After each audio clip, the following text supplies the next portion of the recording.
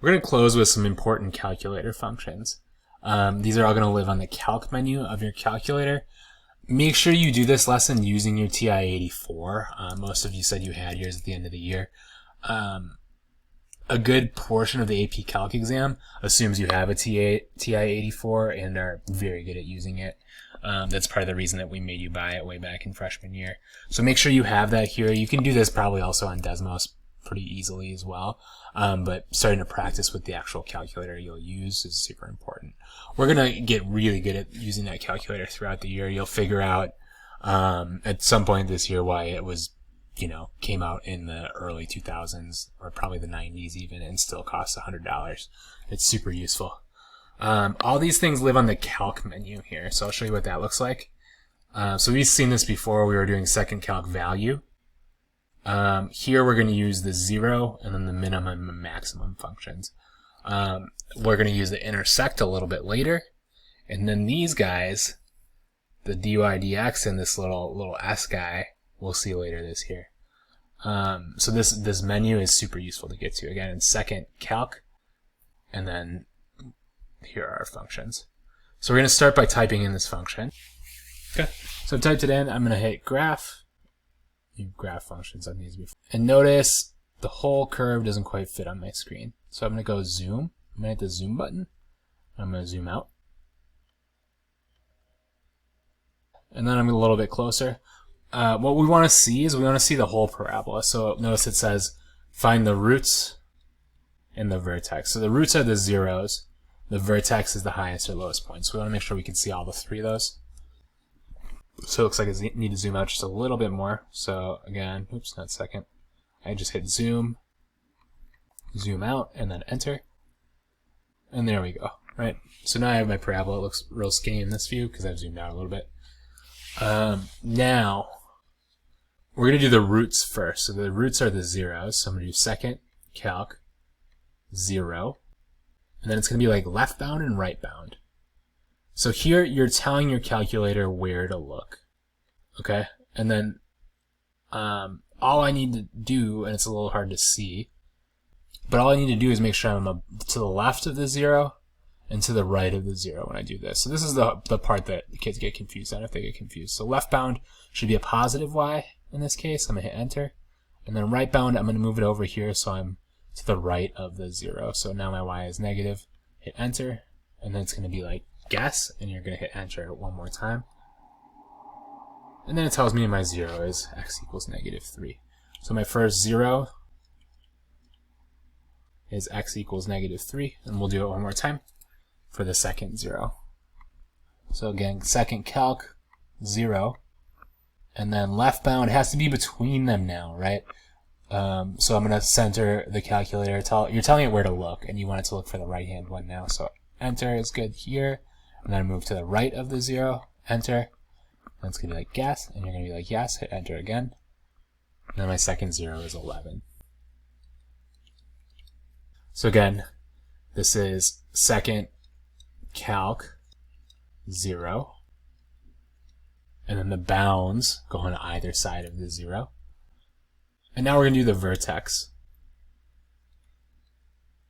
Okay, so the vertex is going to be the minimum or the maximum. And you have to pick here. And notice here it's going to be a minimum because my parabola is upward open. So I'm going to do second calc. And this time we want a minimum.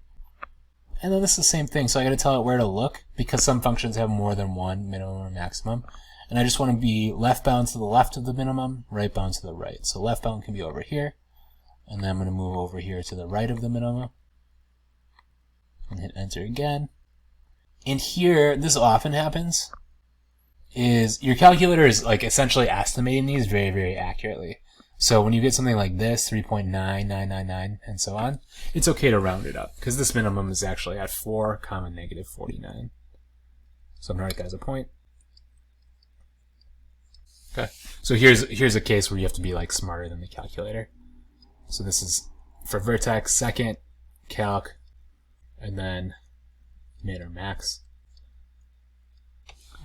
So that's the first calculator skill that is useful. So this is always useful to find the maxes and the mins and the zeros. It can also be useful a bit later when we're dealing with derivatives. We'll see this again. Now, this one's super useful.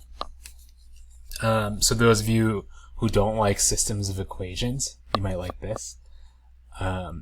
This is going to allow us to figure out where these functions intersect. So it says find all values of x for which f of x equals g of x.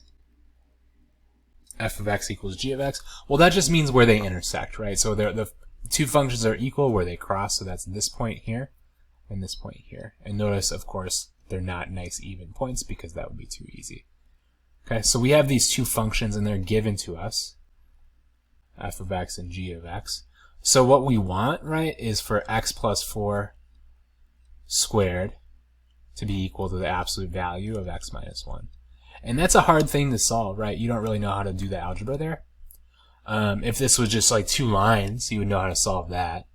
But we don't know how to do this necessarily. But your calculator does, or at least knows how to estimate the solutions. So what I've done is I've typed them into the grapher. Absolute value, by the way, is math, and then you hit right, and it's ABS, abs. But I've typed them in, and I'm going to go ahead and graph them. So, graph. And I'm really zoomed out because of my last one. So here's a little trick. If I hit zoom and then standard, so zoom 6 is what we often call it, that zooms me back into like my standard window so I can see what I'm doing. And notice I have my graph that looks like just like the one that is given. And then I'm going to do second, calc, and then intersect here. Intersect is where they cross, obviously. And now you have to tell it which graphs you're looking at. So it's going to be like first curve, and notice my y1 is selected. I'm going to hit enter. And second curve, it goes to my y2. So I would just stick with having 2 curves on here, and just hit enter for both. And then it's going to be like guess. And here's 1. So here's my first x. I'm going to note that, and it says to the nearest tenth, so negative 2.2. Okay, and then I'm going to do it again. So I'm going to do second calc, intersect, because I know there's two x's, right? And first curve, second curve, so first curve, second curve, it doesn't matter again, so I'm going to hit enter, make sure I'm the other one, hit enter. And then now, I already found this one where my cursor is by, right? So I'm going to move over to my second one. So here you're telling the calculator where to look. You don't have to be exact, but you need to be closer to the one you want. So I'm going to hit enter, and then it finds that other one. So x equals negative 6.8 to the nearest tenth. So that's pretty useful as well. So like some things you already know how to do, like solving systems of linear and quadratic equations, you can do using this intersection solver too. So again, the key presses one more time are second, calc, and then you pick intersect.